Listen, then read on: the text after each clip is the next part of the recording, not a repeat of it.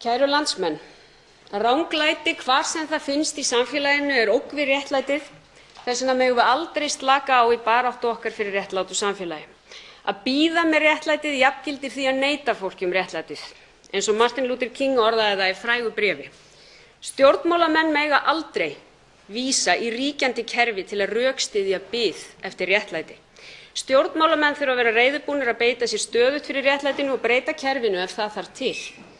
Annars er hættan sú að traust fólks á hinu lýðræðislega samfélagi dvíni og þá ábyrgð þurfum við öll að axla. Stjórnvöld eiga ekki að biðja fátækt fólk á Íslandi að bíða eftir réttlæti.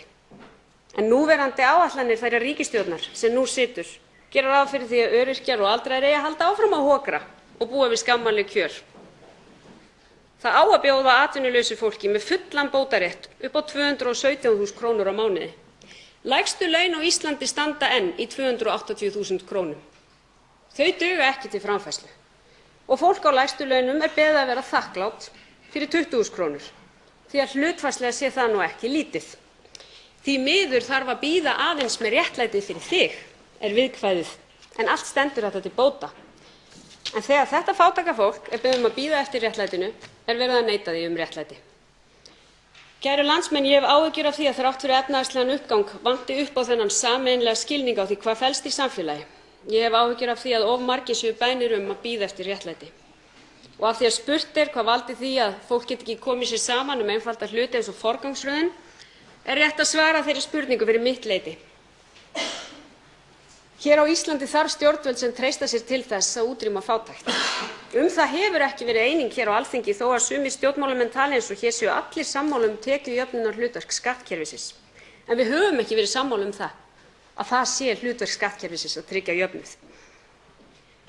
Hér þarf stjórnvöld sem eru reiðubúin að horfast í augu við og bregðast við því að ríkustu 10% eiga 3/4 alls auðs í landinu. Launajöfnuðurinn sem hæstv. Forsætisráðherra nefndi hér áðan er nefnilega aðeins annar hluti myndarinnar hið jafna samfélag. Og eignaskiptingin segir talsvert aðra sögu. Og vaxandi misskipting auðsins, hún sprettur beinlínis af pólitískum ákvörðunum sem hingað til hafa verið þær að ekki megi skattleggja auðinn, ekki megi skattleggja fjármagnseigendur eins og venjulegt launafólk, ekki megi setja sérstakt hátekjuþrep á verulega háar tekjur eins og þær til að mynda sem skila sér í kaupaukagreiðslum sem margir þingmenn flytja gjarnan vandlandingar ræður en heykjast svo á að taka á í gegnum skattkerfið. Og sama má segja þær pólitísku ákvarðanir sem hafa verið teknar bótakerfin, vaxtabætur og barnabætur sem nýtast æ færri. Á bak við það eru líka pólitískar ákvarðanir sem hafa ekki miðað að því að auka jöfnuð og draga úr misskiptingu heldur þvert á móti. Hér þarf stjórnvöld sem eru reiðubúin að taka pólitískar ákvarðanir til að útrýma fátækt og draga leið úr misskiptingu.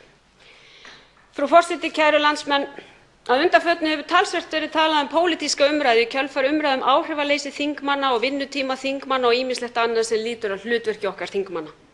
En ég verð að segja það að þingmenn eru að mínu viti forréttindastétt. Fólk sem nýtur þeirra forréttinda að vera kosið hingað inn af almenningi í landinu fær fyrir það ágætlega greitt til að sinna því hlutverki að tryggja almannahagsmuni. Og það hlutverk eigum við að taka alvarlega. Það hlutverk snýst að almenningur hafi það pólitískt val hvernig þessu landi er stjórnað. Það hlutverk snýst það að enginn sé beðinn að bíða eftir réttlætinu. Að stofnanir samfélagsins séu réttlátar, að stjórnmálamenn tryggi það að kerfið þjóni fólkinu en ekki öfugt. Okkar aðalhlutverk er að vernda það raunverulega ríkidæmi sem fólki í þessu landi á. Þær eignir sem mestu máli skipta, sumar áþreifanlegar, aðrar óáþreifanlegar. Gleymum því ekki á þinginu fram undan sem ég vona að verði gjöfult og gott fyrir okkur öll.